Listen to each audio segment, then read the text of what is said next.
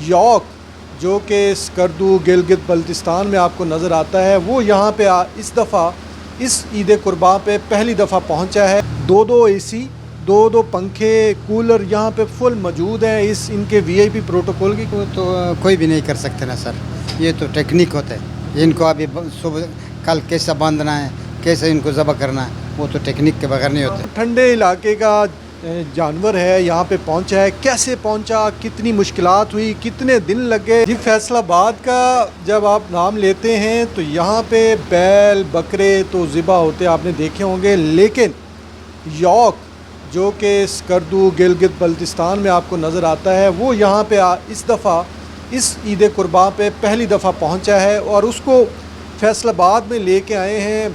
मशहूर टिकटॉकर भी हैं, ट्रैवल व्लॉगर भी हैं, जुनैद कंबो साहब, वो फैसलाबाद में यॉक को ले आए हैं।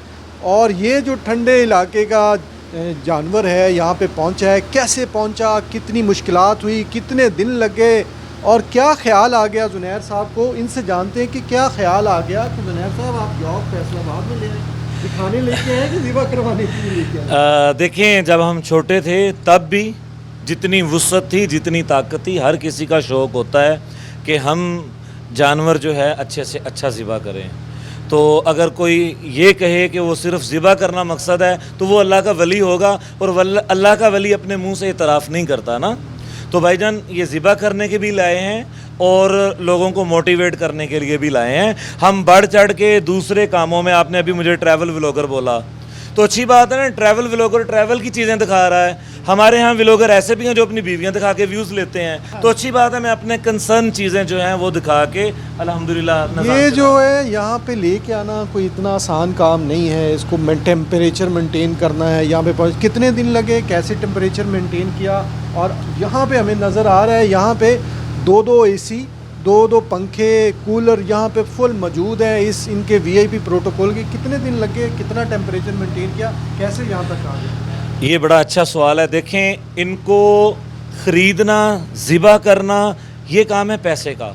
वो एक चैलेंजिंग नहीं है, पैसा किसी के पास भी हो सकता है। बेसिकली इनको इनके माहौल के मुताबिक सरवाइव करके लाना और वहाँ पे रखना, और वैसा माहौल, ये एक चैलेंज था। तो अल्हम्दुलिल्लाह सारी ज़िंदगी टूरिज़म में गुजरी है, और आपके सामने इस वक्त हम बेहतरीन, आप कुछ और जगहों से भी देख कर आ रहे हैं, इंटरव्यूज़ करके आ रहे हैं, लेकिन आपको यहाँ पे माहौल बिल्कुल मौसूम मिला होगा।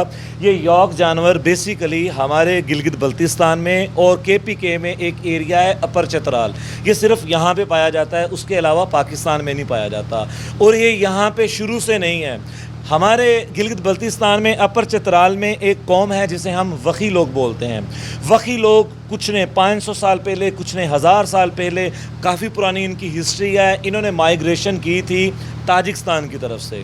तो ये जो जानवर है बेसिकली ताजिकिस्तान, काज़िकिस्तान, रशिया, उन ठंडे एरियाज़ का है। ये उनका पालतू जानवर है, ये लोग घरों में रखते थे। इनका ज़रिया माश भी इसी के ऊपर चलता था, खाना पीना भी इसी के ऊपर चलता था। तो जब लोग खुद माइग्रेट करके आए, अब हमारे यहाँ के लोग भी अगर माइग्रेट करें अपना सामान साथ लेकर जाते हैं। तो वही लोगों ने अपनी माइग्रेशन में जो है ये जानवर यॉक, जिसको ये अपनी ज़ुबान के अंदर खुश गाय बोलते हैं, जू भी बोलते हैं, खुश गाय भी बोलते हैं। तो मैंने इसका नाम खुश गाय रखा है। माशाल्लाह खुश भी हैं आपके सामने। तो ये खुश गाय अपने साथ वहाँ से लेके आए, ये इनके घरों में इनके साथ, स्पेशली सर्दियों में भेड़िए, स्नो लेपर्ड ऊपर पीक से नीचे आ जाते हैं, ये इनके घरों में इनके साथ रहते हैं। कितने दिन लगे यहाँ पे पहुँचते? ये मुझे लगे हैं नियर अबाउट 3 दिन लगे हैं। बर्फ़ लगा दी इन पे? बर्फ़ एक तो होती है पट्टियों में, उसका तो हिसाब होता है। तो जो ग्लेशियर में 12 मजदूर नारान में लगे थे, जो पड़क पड़क अंदर बर्फ़ फेंक रहे थे, फिर हमने ये सोचा कि यार बर्फ़ तो मेल्ट हो जाएगी। फिर हमने बर्फ़ बोरियों के अंदर बंद की कि इनके पाँव भी ना फिसलें और इनको नीचे से ठंडक भी मिलती रहे। वो कलर का हार तक इनको ठंडक मिलती रही। आगे आके हमने फिर मसनूई बर्फ़ लगाई और ये यहाँ पे। अगला जो मरहला है, जो तो टेम्परेचर आपने मेंटेन करने की कोशिश की, अगला मरहला इसको कुर्बानी के लिए कसाई भी स्पेशल होना चाहिए, क्योंकि यहाँ पे तजुर्बा तो नहीं है जो आप। अच्छा, इसको वजह से देख के लगता है कि ये बड़ा अग्रेसिव जानवर है। नहीं, उसकी खदो खाल इस किस्म के हैं कि वो अग्रेसिव लगता है। अब मैं पंजाब के जानवरों के इतना करीब नहीं जाता जितना मैं इसके करीब, क्योंकि मैं इसके साथ 4-5 दिन से फेमिलियर हो चुका हूँ। लेकिन फिर भी ये हमारे कसाईयों के बस का काम नहीं था। हम इसके एक्सपर्ट, बल्कि सिर्फ इसके एक्सपर्ट नहीं, गिलगित बल्तिस्तान में मशहूर तरीन अंकल सिफत शाह अपनी जवानी से लेके अब तक का जो सफ़र किया है इन्होंने इसी तरह जानवरों के अंदर, क्योंकि इनके यहाँ ये पेट तो होते ही हैं, उसके साथ मारखोर, आईबैक्स है, ब्लू शिप, मार्को पोलो, ये उनके अंदर रहे हैं। तो ये एक्सपर्ट हैं। अभी तक अगर हमें कोई मसला नहीं आया तो वो इन अंकल की वजह से नहीं आया। ये एक पूरा सिफत शाह साहब हैं जो गिलगित बल्तिस्तान से इनके साथ यहाँ पे मौजूद हैं, एक्सपर्ट्स हैं जानवरों के टेम्परेचर मेंटेन करना, इनको संभालना, और इनको ज़िबा भी सिफत शाह साहब ही करेंगे।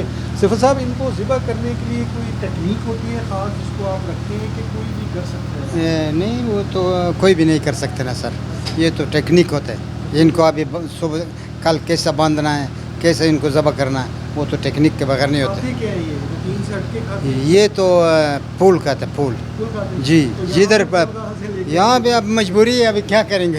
ये तो क्या दे रहे हैं अभी इनको? अभी इनको साफ़ सुथरा घास, वो भी दो के साफ करके इनको दे फूल रहे फूल फूल फूल समर में होता है, समर में खाते हैं। गर्मी के अंदर जब सर्दी आ जाती है, सर्दी में तो इनके यहाँ जो पौधे हैं और पानी है वो जम जाता है, तब ये जो मुयस्सर घास होता है वो या उसकी जड़ें, वो चीज़ें खाते हैं। हमने इनको जो हमारी फैसलाबाद की मार्केट में पट्ठे होते हैं हर किस्म के, वो सारे हर किस्म के प्रोवाइड किए उन्होंने। इनमें सिर्फ एक नस्ल खाई है और साथ सामने पार्क में घास लगी है, घास भी उतार के दिया है, घास भी शौक़ से खा रहे हैं।